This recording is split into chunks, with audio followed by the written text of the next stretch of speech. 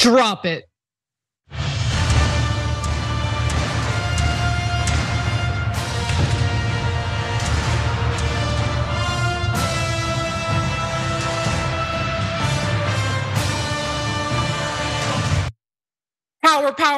Power panel, as Cenk Uygur would say, but he's not here right now. He's touring, doing interviews to promote his book. But don't worry, because we've got Jayar Jackson, Wosny Lambre, and I'm here too, Anna Kasparian, here to share the news with you.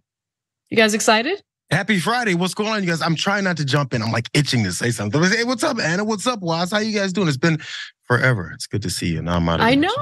I haven't hosted a show with you in, I don't even know the last time, Jayar. So I have no idea. I don't even know where your political views are anymore. We're gonna find out in this hour. We're gonna find out. You should check her Twitter mentions for that one, Jayar. No, man, I'm happy to be on. Got a fresh haircut today. I'm a black man with no facial hair, feeling inspired by Coach Prime, Jayar. Coach Prime's gonna have a problem next week when he faces the University of Southern California. That's all I'll say. All right, yeah, good. I'm glad that's all you'll say. Well, with that out of the way, why don't we actually get to the news of the day? Lots of pretty big stories, starting with this. New Jersey Senator Bob Menendez and his wife indicted by a federal grand jury. The senator is accused of using his office to help several businessmen from New Jersey, as well as the Egyptian government, in exchange for receiving hundreds of thousands of dollars in gifts, including cash, a luxury vehicle, even gold bars. That's right. Now Senator Robert Menendez, a Democrat, is facing federal criminal charges. He has been indicted today for cartoonishly brazen corruption. Allegedly, obviously, people are innocent until proven guilty. But really, Menendez did a horrendous job of attempting to cover up his alleged criminal behavior, especially considering the fact that he had been previously prosecuted in a separate corruption scandal. He was acquitted in that case due to a hung jury. The judge then decided to let him go. Now, here are the details on the latest indictment, which also has to do with alleged corruption. The indictment revolves around Menendez's relationship with the government of Egypt, as well as 3 businessmen. Now, let's watch U.S. Attorney Damian Williams, whose office brought the indictment against Menendez, explain how Menendez allegedly did favors for Egypt and these businessmen. The indictment alleges that Senator Menendez used his power and influence, including his leadership role on the Senate Foreign Relations Committee, to benefit the government of Egypt in various ways. Among other actions, Senator Menendez allegedly provided sensitive, non-public U.S. government information to Egyptian officials and otherwise took steps to secretly aid the government of Egypt. We also allege that Senator Menendez improperly pressured a senior official at the U.S. Department of Agriculture to protect a lucrative monopoly that the government of Egypt had awarded to Hana, a lucrative monopoly that Hana then used to fund certain bribe payments. Now, keep in mind, Menendez is part of the Senate committee having to do with foreign policy. So he has quite a bit of influence on some of the issues that might impact countries like Egypt, for example. But his wife also allegedly got in on the action. Her name is Nadine Menendez, and she was allegedly involved in some of these shady dealings. She helped to introduce Menendez to one of these businessmen by the name of Hannah, who she was friends with for years prior to meeting Menendez, and that's according to the indictment. In exchange for Menendez's favors to Hannah and Egypt, Nadine was promised a low or no show job at that businessman's company. And she was indicted along with her husband as a result of her alleged involvement here. Now let's hear Williams explain Menendez's relationship with another businessman, or 2 other businessmen, Uribe and Davis. The indictment alleges that Senator Menendez used his power and influence to try to disrupt a criminal investigation and prosecution undertaken by the New Jersey Attorney General's office related to an associate and a relative of Uribe. Third, the indictment alleges that Senator Menendez used his power and influence to try to disrupt a federal prosecution of Davies in the District of New Jersey in two ways. First, by seeking to install a United States attorney who he thought could be influenced with respect to Davies. And second, by trying to influence that office to act favorably in Davies' case. So the full names of the three businessmen in question here are Wael Hannah, you have Jose Uribe, and Fred Davies. Now, in addition to what Menendez is accused of, allegedly in exchange for the favors that he provided to these businessmen, Menendez received some pretty nice bribes, allegedly. Let's watch. Special agents with the FBI executed search warrants on the residence and safe deposit box of Senator Menendez and Nadine Menendez in New Jersey. When they got there, they discovered approximately $500,000 of cash stuffed into envelopes and closets. Some of the cash was stuffed in the senator's jacket pockets. Some of the envelopes of cash contained Davies' fingerprints or Davies' DNA. That's not all. Agents also discovered a lot of gold that was provided by Davies and Hannah. And the FBI, of course, found the Mercedes-Benz that Uribe had provided them. Who keeps the bribes in their sports coat? I mean, I guess when you get away with the corruption the first time, you get real brazen about it the second time, allegedly. But I am curious what you guys think about this. I'll start with you, Was. This is just incredible, honestly. This reminds me of like a Steven Seagal flick.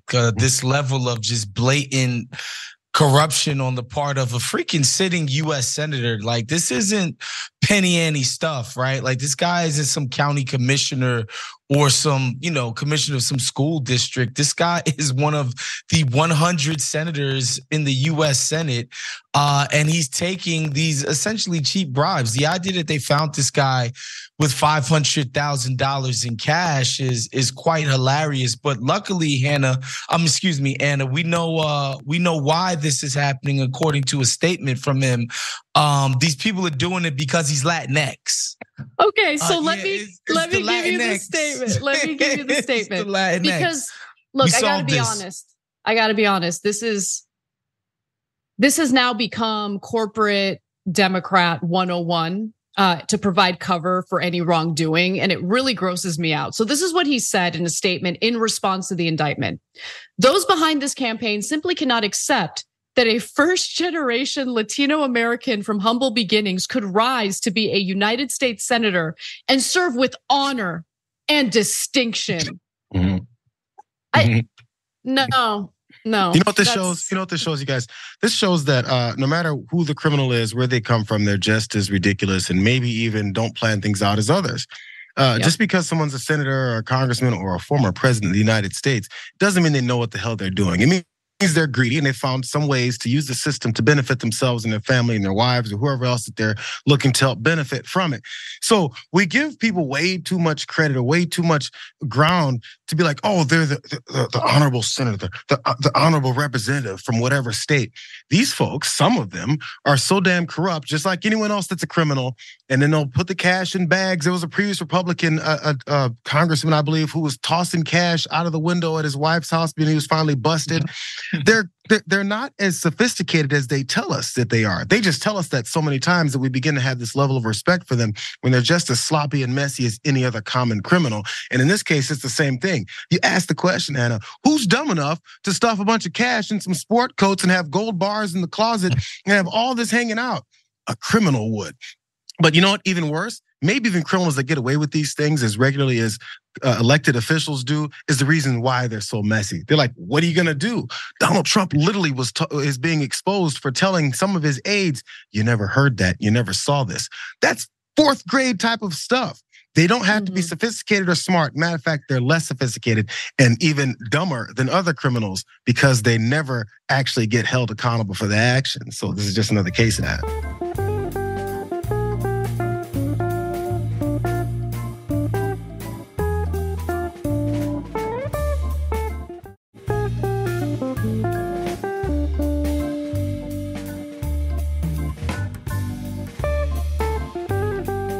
Well, I think that politicians, it's a different flavor of stupid. I think you're right about the incompetence, definitely right about the corruption, generally speaking. But what makes this a little different is when you're talking about a United States senator who has previously gotten away with similar charges in a separate case, he thinks he's above the law, right? And it really doesn't matter what the political party is. I think Trump has that kind of air to him. And now you see a sitting Democratic senator facing criminal federal charges for, alleged corruption in a country, by the way, that has corruption baked into the system. Like, you got to try real hard to break, corruption related laws in the United States, but he did it. I mean, allegedly, according to the federal prosecutors. And that's the other thing I want to just quickly mention. The indictment brought upon Menendez is by the federal government, the same federal government who is also indicting Donald Trump, the same federal government that currently we're going to experience another government shutdown over because Republicans in the far right wing of the Republican Party would like to defund federal prosecutors because they're very mad that the federal prosecutors are pursuing any indictment against their beloved Donald Trump. So in this case, we're talking about federal charges that impact a Democrat. So what do they say about that? Do they maybe provide a little bit of funding to the federal government to prosecute people like Menendez as long as it's a Democrat? Is that okay? I mean, it's just so dumb to think of every indictment, which is not easy to bring against any type of politician, whether we're talking about a former president or a sitting United States senator, to just automatically brush it off as, oh, it's just political and nothing more. No, you got to have some evidence. So Anna, you're referring, sorry, go ahead. Yeah, and in this case, it appears that the federal prosecutors have some evidence. They're not just going to bring some, weak case against a sitting senator. Why haven't we seen James Comer and Jim Jordan on TV talking about the Menendez case? Yes, they've talked about it. It's an extensive. They go from the first wave that he got, the hung jury, whatever happened when he got off of that first time. But you're referring to the Donald Trump talking about we got to stop defunding the government because then we got to stop Jack Smith. That ridiculousness. Not only that, as far as this being an aspect of them trying to hold up doing the government shutdown thing is, it don't even work that way. If they hold up the government and stop the funding like they think they can for Jack Smith's investigations and the others, some of these cases are state investigations and state prosecutions. You can't hold those up, bro. And I was just talking about today because there's a Justice Department memo from 2 years ago that makes it clear that these things are not exempt from government shutdowns. So follow Donald Trump down the stupid road all you want. That's why currently the impeachment inquiry is not looking good. And it's also why this whole thing when they're fighting within the House over these rules and trying to make sure things get shut down so they can be more closer to Donald Trump's feet. It doesn't work this way because he doesn't know what he's doing. I just believe that any politician, anyone in a position of power who breaks the law, who abuses the office he or she has the privilege of sitting in, should face the consequences of that. I don't care if we're talking about a Republican or a Democrat. I ain't got no love for Menendez. I don't care. Good. I'm glad that he's being prosecuted for this. And the fact that he thinks that he could sell his influence, whether it be to businessmen or to politicians in other countries, it's disgusting. It's against the law. And, we'll see what the outcome of this case will be. But for those who are curious, Menendez was charged back in 2015 with illegally accepting favors from a Florida eye doctor, including flights on a private jet, 3 nights at a 5-star hotel in Paris, and more than $700,000 in political contributions for him and the Democratic Party. The case ended in a mistrial after jurors were unable to reach a unanimous verdict. At that point, federal prosecutors decided not to retry him. But what he's facing charges for now are in a completely separate corruption-related case. So again, we'll see how it all plays out. But I just love the fact that he used his identity to defend himself as if that matters at all. Yeah, it's tough because it's impossible to commit corruption while also being a member of the Latinx community. Everybody knows that. And oftentimes liberals and centrists, they talk about a loss of or a lack of decorum that we have in government, in media. And I tend to agree with him. This guy didn't even have the decency to have a bag man. He's actually receiving the bribes and having his wife negotiate on his behalf. It's kind of crazy.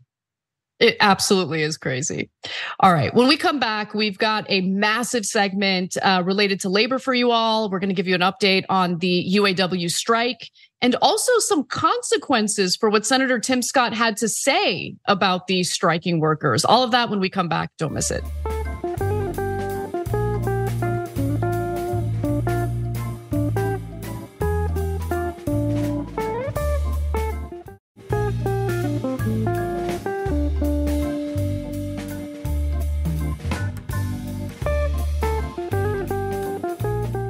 Welcome back to TYT. Anna Kasparian, Wosny, Lambre, and Jayar Jackson with you.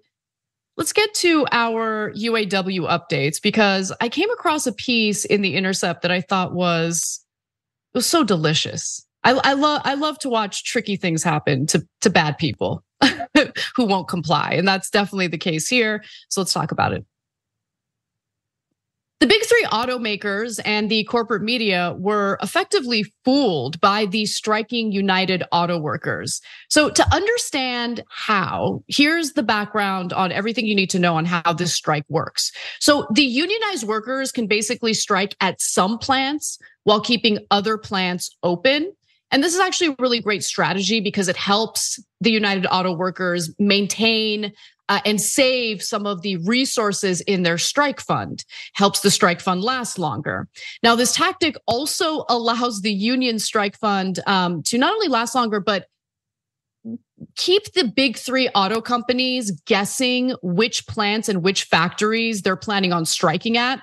Obviously, they're not going to know ahead of time unless they're going to be dumb enough to just believe what is put out on social media ahead of time, and that's exactly what happened. The companies, meanwhile, according to Daniel Boguslaw over at The Intercept, who has the best name I've ever read in a byline, the companies, meanwhile, sought to anticipate precisely which plants would be struck and reorganize production and distribution to minimize losses. The big three guessed badly. So mostly because of the fact that the workers cleverly tricked the employers with the use of social media. So in the run up to the strike, UAW members at auto plants from Georgia to Tennessee to Ohio took to Facebook and Twitter to share accounts of partial plant closures and faulty information from plant managers, leading to chaos on shop floors across the country. I mean, it's amazing. So the press, by the way, also ate it up. Like they see the posts on social media and they're like, oh, these are our sources. Our sources say that they're going to shut down these plants. So the industry-aligned publication Auto News published an article describing plants that UAW members would likely target, including Ford's Livonia transmission plant in Michigan, its Lima engine plant in Ohio, and the Cleveland engine #1 facility. The article claimed Stellantis's engine and transmission plants in Indiana and Michigan, as well as 3 GM plants across 3 states, were also likely strike targets. And it wasn't just Auto News, okay? I don't wanna dunk on Auto News specifically because CNBC deserves a lot of blowback for this segment. Let's watch. We have received some information from a source familiar with the UAW's plans for the plants that it will plan on striking come midnight tonight if they do not reach an agreement with Ford, GM, and Stellantis. And this is our understanding of the plants that will be announced tonight. 10 o'clock is when we will get the official announcement from the UAW. Let's start first off with General Motors, Romulus Powertrain, Toledo, Ohio Propulsion, and the Marion Metal Plant in Indiana. For Ford, it's our understanding that the UAW plans to strike at the Livonia transmission plant, Lima, Ohio engine plant, and the Cleveland engine plant.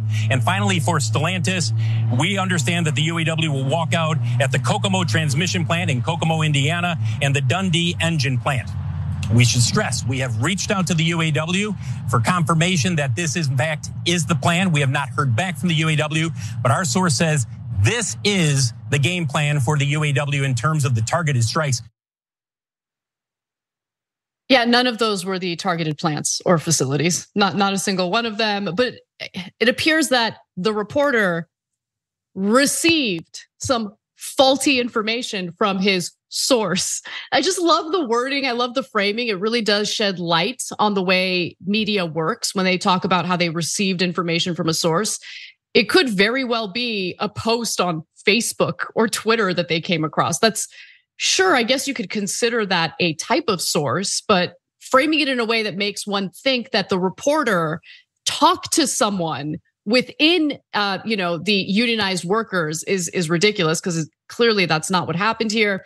Now, the actual targeted facilities included GM's Wentzville Assembly Center just outside of St. Louis, Stellantis's Toledo Assembly Complex in Ohio, and 2 divisions of Ford's Michigan plant. And they're actually going to expand the number of plants that they are going to strike out. I'll give you the details on that and more in just a minute. But did you all enjoy this as much as I did? It was fantastic. It was perfect. It was almost as if one side, the stakes of which this strike are life and death, and the other side that they're fighting against has people who's earned something in upwards of $200 million in compensation over the last 9 years on the other side, right? It's like they expected to bulldoze the UAW like they have in previous years. They expected a compliant, pliable, very docile unit, but no, they've planned for this, and they wanted to demonstrate in the first blow that they meant business, and that's what they did. So it's incredible to see, when one side has dire stakes and the other side is living high on the hog, they're caught slipping. You shouldn't be surprised by this. It's one of those things. Listen, so we talked about how media jumped on it, and also, of course, the companies jumped on it and made their moves. The thing is media, it's kind of easy to manipulate in these type of situations, especially if you hold some piece of information. So the way that he's talking about, at least that one particular reporter was talking about, my sources, we're still in this media mindset of got to get that first scoop. In fact, it's probably even enhanced more because of the internet and how much information comes across. Many times misinformation comes across because anybody can post. So they're like, first, got to get out there first. So you can give them a little crumb of something and mislead them very easily. I mean, check out politicians who do it all the time. But still, that can be used very easily. So it's just become the nature of the game. But these hard-nosed tactics or these tricks that they've been pulling on these companies, this is some of those things that maybe politicians would be complaining about, or even the companies would be complaining about. These unions are so tough, man. Look at them breaking knees and all that. If you think about the tactics of executives, lawyers, corporations, they crack knees and they pump fear into people, and they're supposed to whip them into this kind of shape. When it comes to the Hollywood, the writer's strike out here, these tactics are filthy that they're trying to pull off, but they want that to fly under the radar and say, look at these tactics, these dirty tactics from our opponents. What are you doing, bro? How much have you been putting your boot on the neck of people for years, decades, since forever? The reasons why we even have to have these unions is because it's cutthroat, and they're like, we're going to take every dime we can from you and get you to work as much as possible for little to nothing. I mean, to that point, after the economic collapse in 2008, the unions decided, you know what? We know that it's a tough time for the big three. These auto companies are literally taking bailouts from the federal government. So in our contract, we will agree to concessions. And they were significant concessions. And now that these companies are doing real well, I mean, to the point where they're paying their CEOs up to $29 million in a single year, to the point where they're spending tens of millions of dollars in a given quarter on stock buybacks or dividends. I've heard a number as high as $5 billion in stock buybacks. Anna. Insane. So like, to turn around and basically give the middle finger to the very employees who were willing to take on those concessions in order to save your companies tells you everything you need to know about why it is that you need a real fighter like Shawn Fain. He's the head of the UAW. he is not messing around, and I love it. I mean, just read any of the quotes he's put out into the world over the last week, and you'll get exactly what I'm talking about. But real quick, let's go back to the topic at hand, because the trick that the workers pulled led to quite a bit of chaos. So I want to read you some quotes from Scott Holdison. He's a worker over at the Ford assembly plant in Chicago. He spoke to The Intercept and said that the company bosses seemed to have no idea where the plant strikes were going to take place, but they decided to act on the information they had, which of course was faulty information. And so they made some moves that were ill-fated, to say the least. He says that our local plant management started emptying out vehicles from plant ovens and dip tanks. If they leave cars in there, they get ruined. So they start emptying those out and preparing to shut the ovens down. So that's what was happening here, because they thought that our plant was going to be the one that was called out. The plant chairman was telling me that ours was the one they were going to strike. He also says that the other automakers had transferred parts from plants elsewhere in the country, including one in Tennessee, saying that at GM in Spring Hill, they loaded engines to send to Wentzville because they thought Spring Hill would be the target. Turns out Wentzville was where they struck. So there was a lot of disinformation out there that really put the company on their heels. In other words, the company moved product from one plant that they thought was striking to one that actually did end up striking, and that did lead to some chaos. But my favorite part about all of this is that, I guess, to try to save face publicly and not appear to have egg on their faces, a GM spokesperson said that there's been no work interruption at Spring Hill as a result of the Wentzville strike. And Stellantis was really the only one that was willing to admit that they were caught off guard, with a Stellantis spokesperson saying the following: strike preparation and contingency planning is part of our normal process in a contract negotiation year. As a responsible business, we have to do that. They made it very clear that a strike was possible, and we did everything we needed to do to protect the business. But obviously, they didn't end up protecting the business. I think a good way to protect the business is to treat your workers well, so the strike doesn't happen in the first place. But can't have that. You got to maximize profits for shareholders and the executives as much as possible. But going back to what I said earlier, guys, Ford apparently has been engaging in good faith negotiations, and they're actually getting rewarded for that to some extent. So the Auto Workers Union began strikes at noon on Friday against 38 part distribution centers across United States at GM and Stellantis, extending its unprecedented simultaneous strikes that began with one assembly plant each of the Detroit three. The additional facilities added about 5,600 workers to the 12,700 already on strike. So they're expanding the number of plants, but they're focusing specifically on GM and Stellantis, not Ford. And the reason why is because Sean Fain says that Ford has basically been engaging in good faith negotiations. They've made some progress. So he also said that they have more work to do at Ford, but quote, "We do want to recognize that Ford is showing they're serious about reaching a deal." Fain said Ford had improved its contract offer, including boosting profit sharing and agreeing to let workers strike over plant closures, but said the union still has serious issues with Ford. Ford also agreed to convert temporary employees with at least 60 days employment to full-time upon ratification of a deal, he said. So that's already a pretty significant concession. What do you all think about that? So again, it's to point out to the folks at home, we don't just bring this up because this was some cutesy trick that they played on them.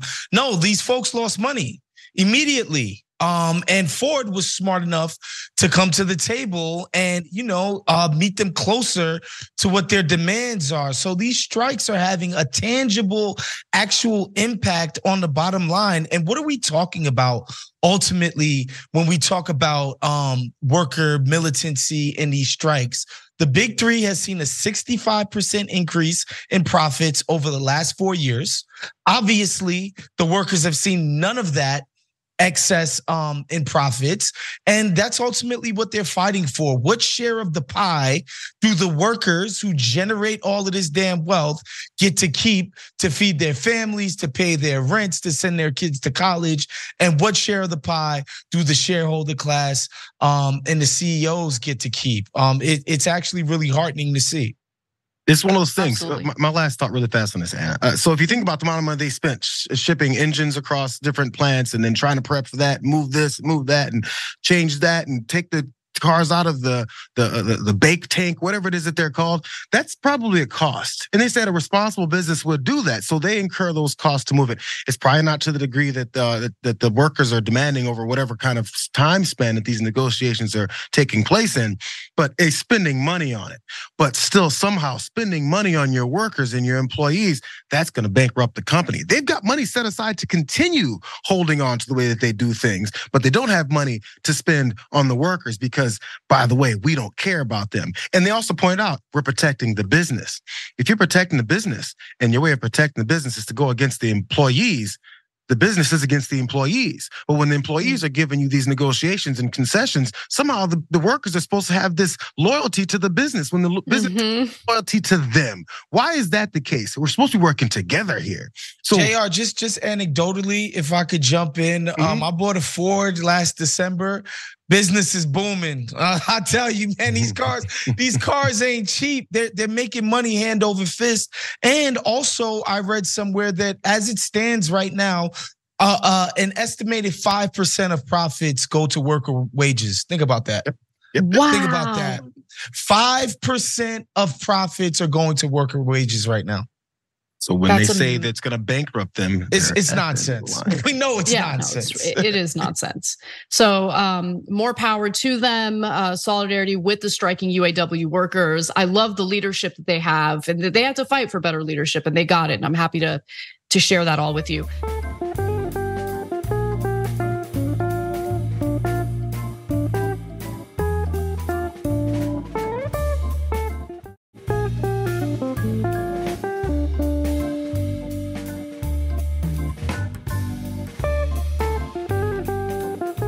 Let's get to one other story related to the UAW strike.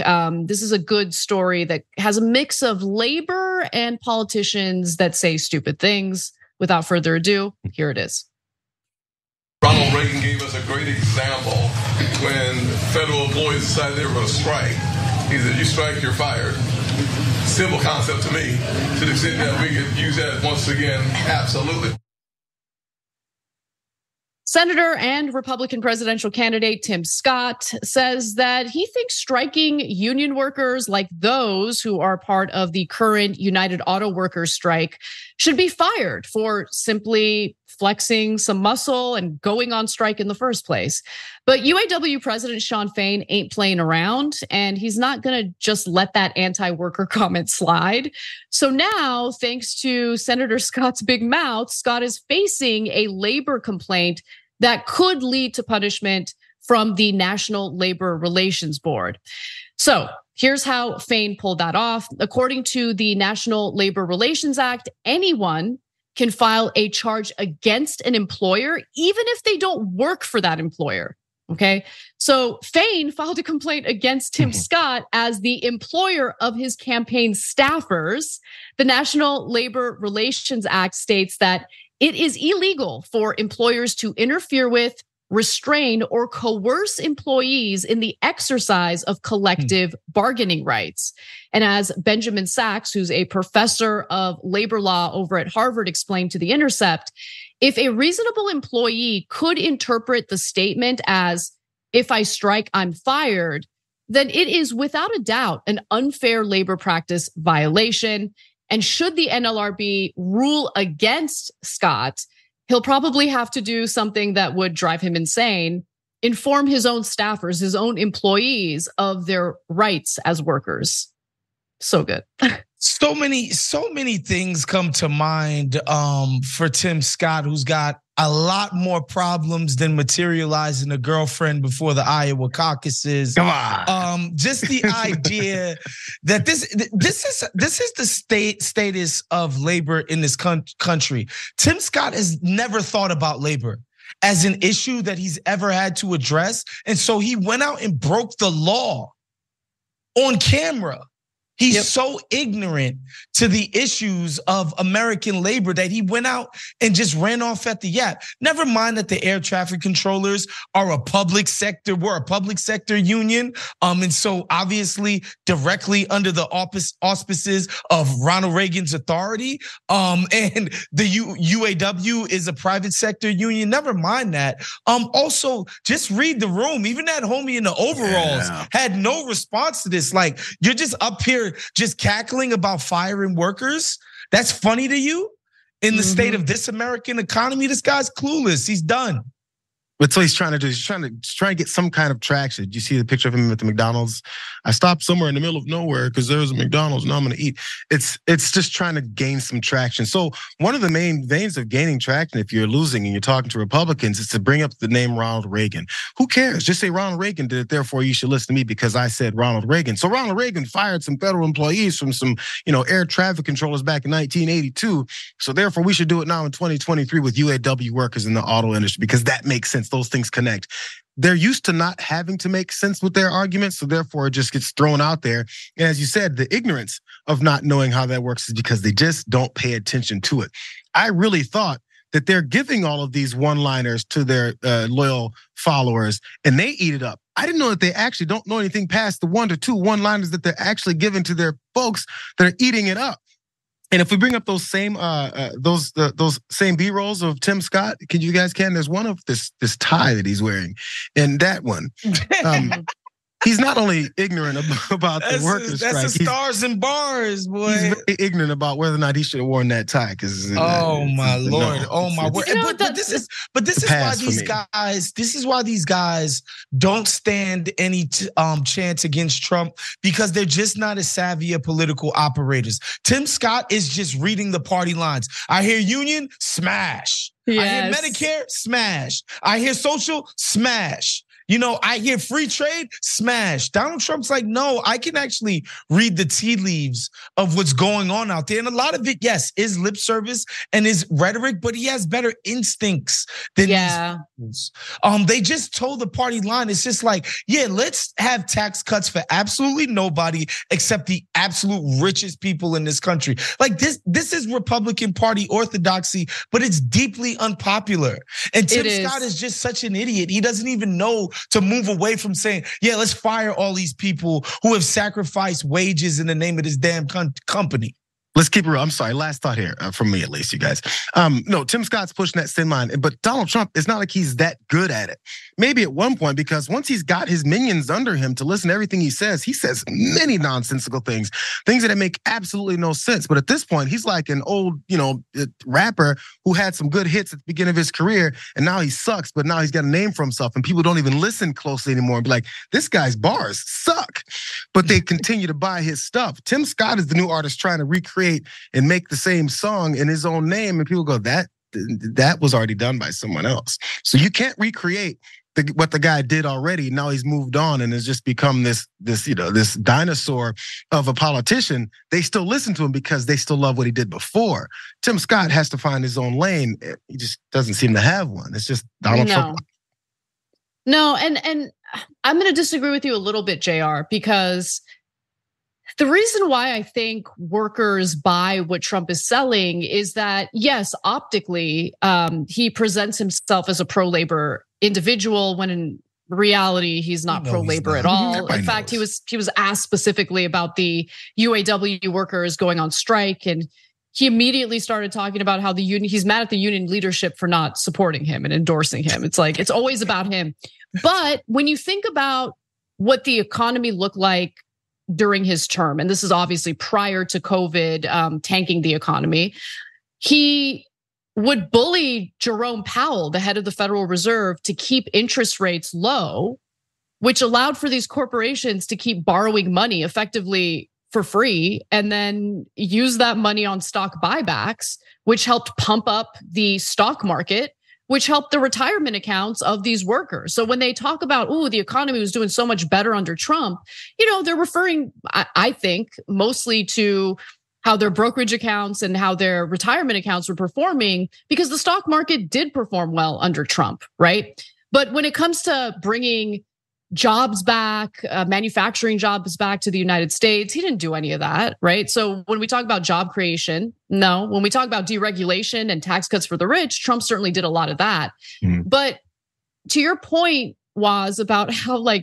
Scott doesn't know what he's doing. He doesn't even realize how unpopular his talking points against labor happen to be.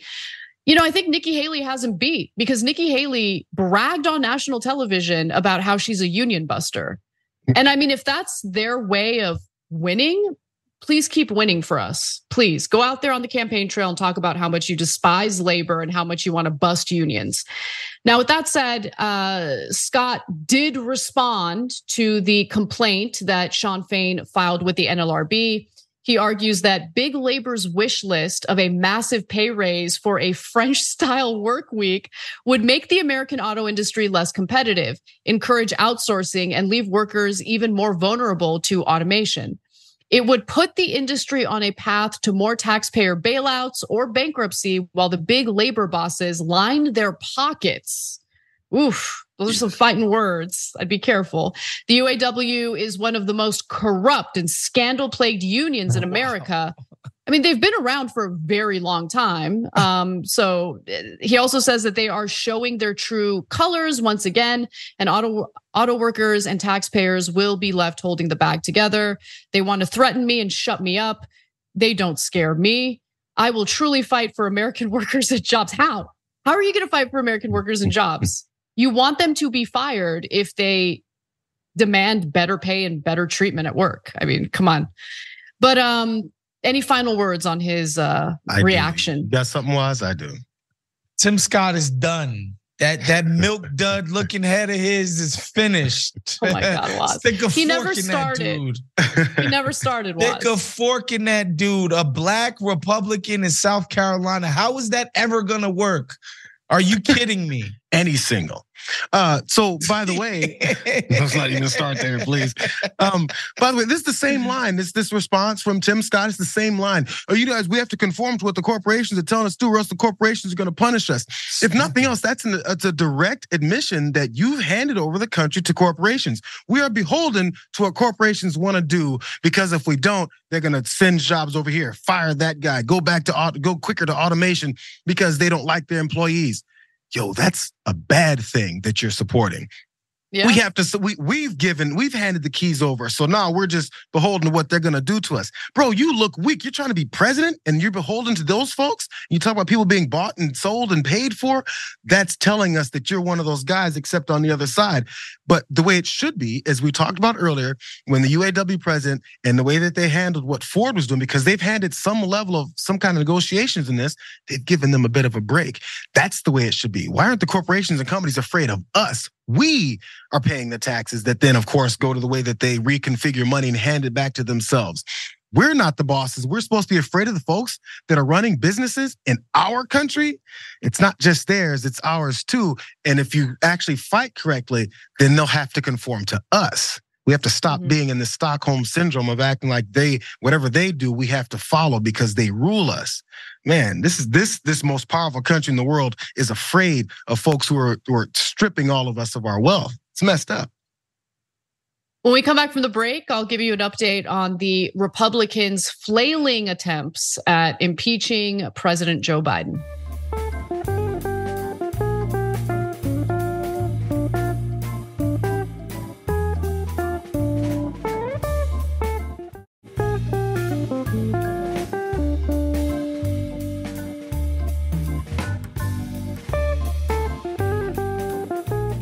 Welcome back to TYT. Anna Kasparian, Jayar Jackson, and Wosny Lambre with you.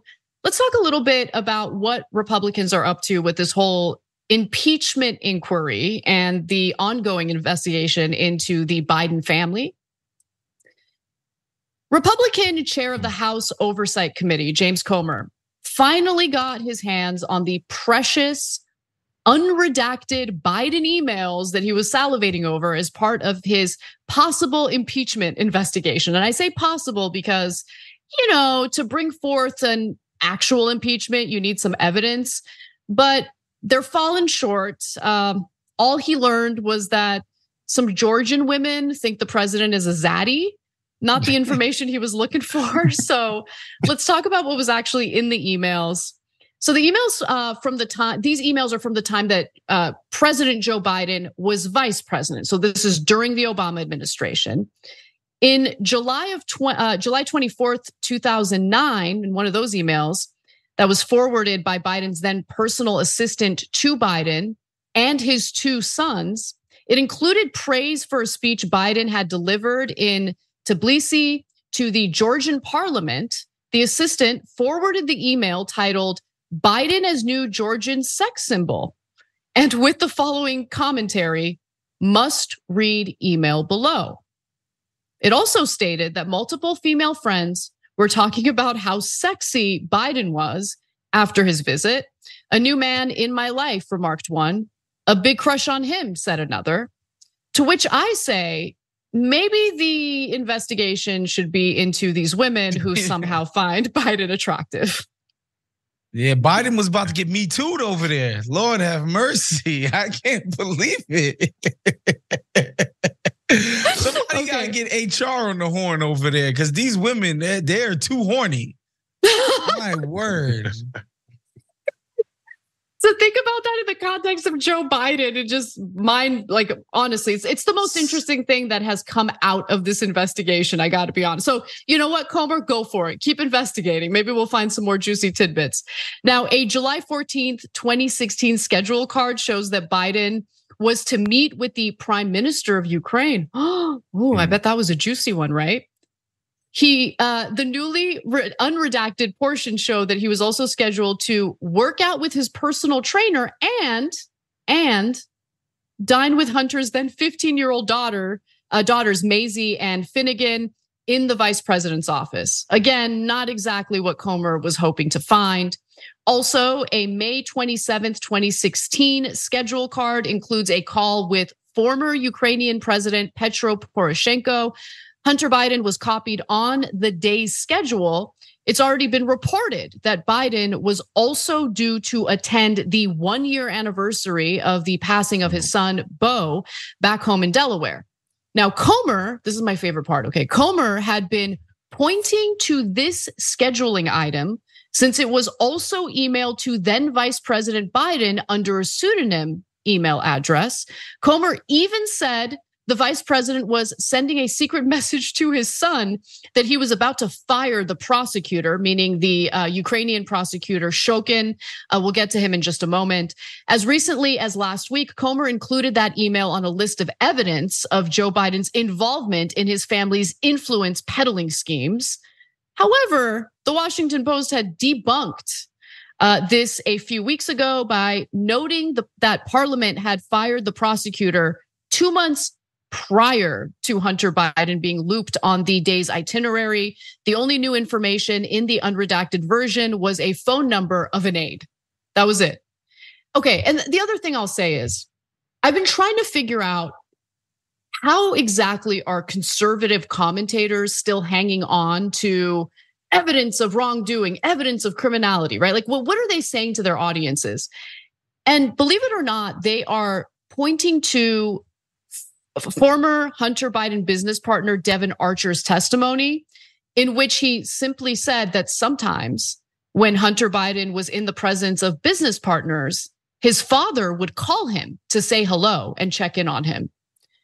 And because of that, there is now proof that Joe Biden was involved in the business dealings of Hunter Biden, because he called his son to say hello. And that was it. I mean, Devin Archer testified that Joe Biden had nothing to do with any of the business deals, any of the negotiations. He would be shocked if that were the case. That was what he testified. But he did say that sometimes, because Joe Biden hasn't memorized his son's schedule, he would call his son as his son happened to be meeting with business partners. That's what they're hanging their hat on. It's amazing. As evidence, smoking gun, evidence. As long as they say all the, the spark and the emotional words that get people then go, oh my God, what did they just said? Must have been, I was snoozing during it, but they just said smoking gun. So I think I just heard a smoking gun. That's the process and that's the approach that it's been. How many times did James Comer and Jim Jordan put themselves on television or in hearings and embarrass themselves like this? At some point, at least just wait. Because I actually, since this whole thing started, I was like, man, these are some clowns. I wonder when they're going to stumble across and reveal some actual information that shows some wrongdoing. Maybe won't go to the degree of total corruption and was handing over trade secrets over a couple dollars for his son or snorting lines of coke. Whatever it is that they're saying was happening, I'm still waiting for some of it. I was like, they must have started this because something happened. I actually believed there's probably 5% of something they're saying that did happen, and I'm still waiting for it. I'm ready. I got a tall glass of conspiracy ready to drink this, and they haven't given it to me yet. I'm sure people that are actually supportive of these guys are really waiting for it. Bro, if you got it, we're ready for it. And they still haven't come up with it. What's the plan, bro? What's the plan? So there are reports that they're getting a lot of pressure from Donald Trump to pursue this impeachment, even though they have absolutely no evidence. And I mean, look, they're really playing with fire here because it's not just Trump, to be fair. Republican voters are like urging and pressuring Republican lawmakers to pursue this investigation. But at the end of the day, the election is this is a politicized stunt, right? And at the end of the day, elections come down to independent voters. And so if after several years of this investigation, the House Oversight Committee under the leadership of James Comer and the Republican Party come up with nothing, well, then you're going to turn a lot of independents off. And even JD Vance is saying that. JD Vance is like, I don't know, this is not a good idea. This could actually really hurt us in the next election. We'll see what happens.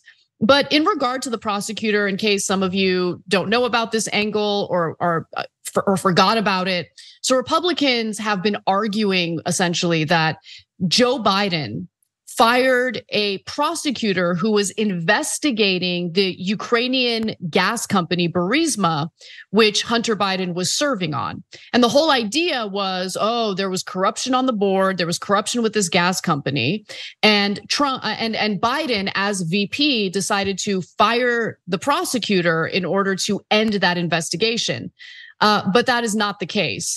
So it turned out that Shokin himself was corrupt. He actually was not investigating Burisma, and Biden didn't unilaterally make a decision to do away with him. This was the current US foreign policy at the time.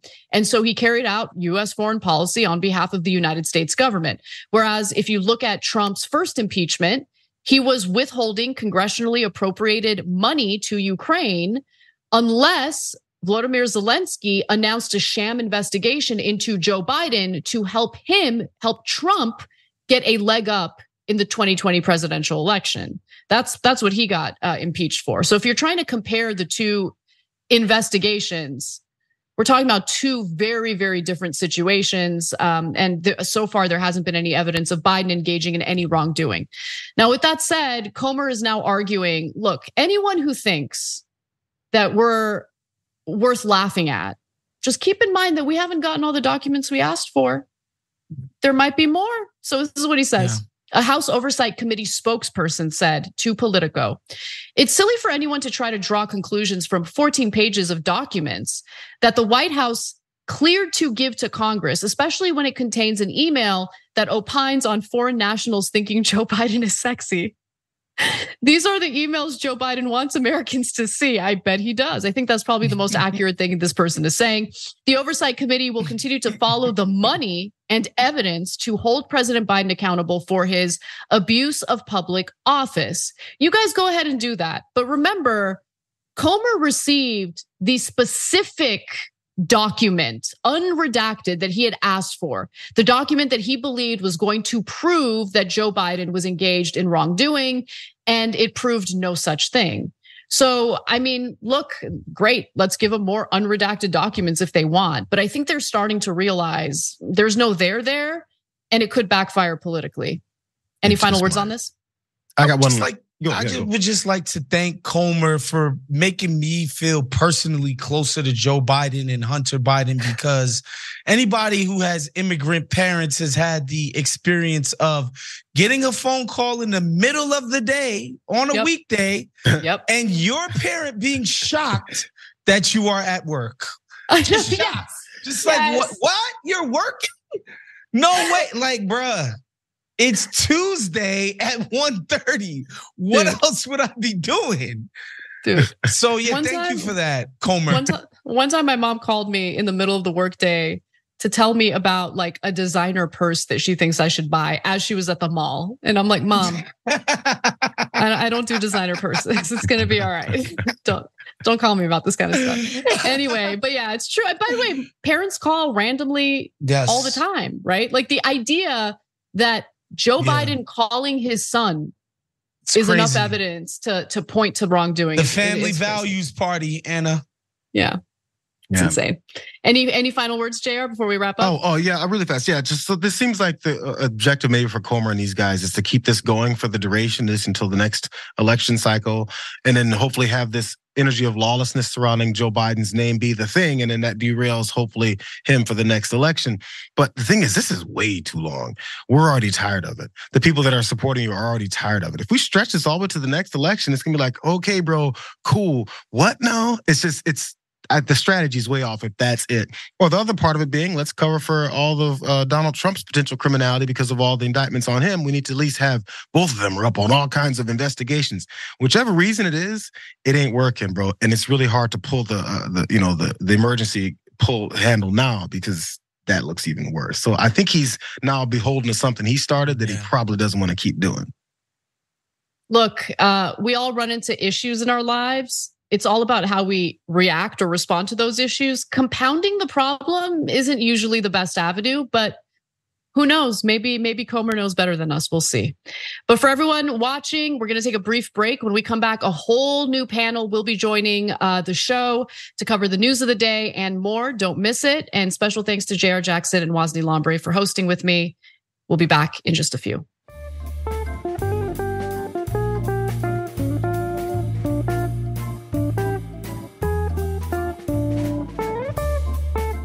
Thanks for listening to the full episode of The Young Turks. Support our work, listen ad-free, access members-only bonus content, and more by subscribing to Apple Podcasts at apple.co/TYT. I'm your host, Cenk Uygur, and I'll see you soon.